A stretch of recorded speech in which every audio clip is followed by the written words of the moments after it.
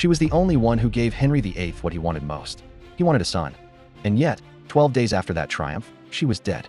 Her name was Jane Seymour, the beloved queen, gentle, obedient, and tragically short-lived. But behind the royal mourning lay a darker story of power, desperation, and perhaps a deadly choice.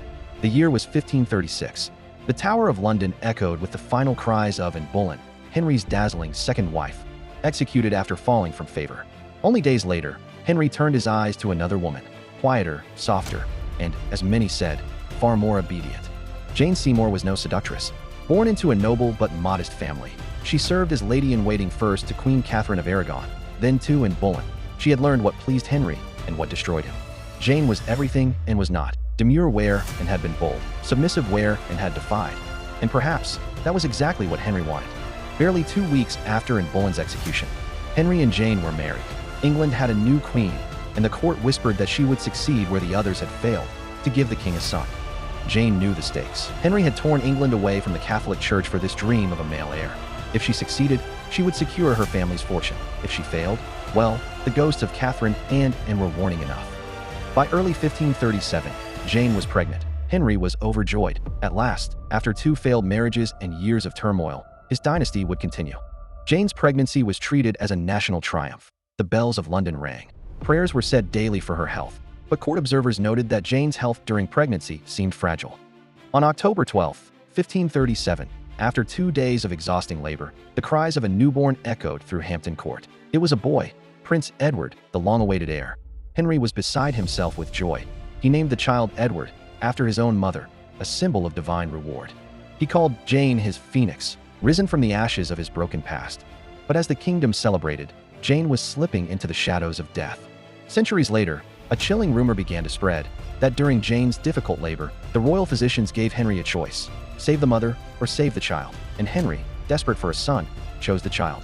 There are no official records to prove the conversation took place, but we know Jane's labor was prolonged, perhaps obstructed, and in the 16th century, such cases often ended with a decision: perform a risky operation that might save the mother but lose the baby, or protect the child and let nature take its deadly course.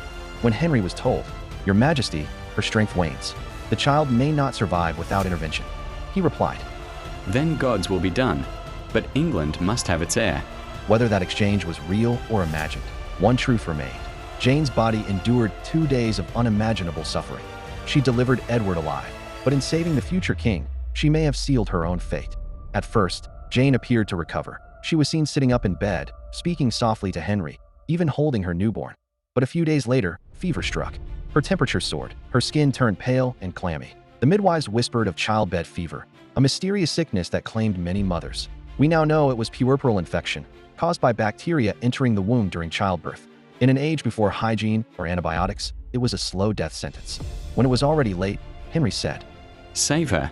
She gave me a son. She must live." But no prayer, no physician, and no royal command could stop the infection spreading through her blood.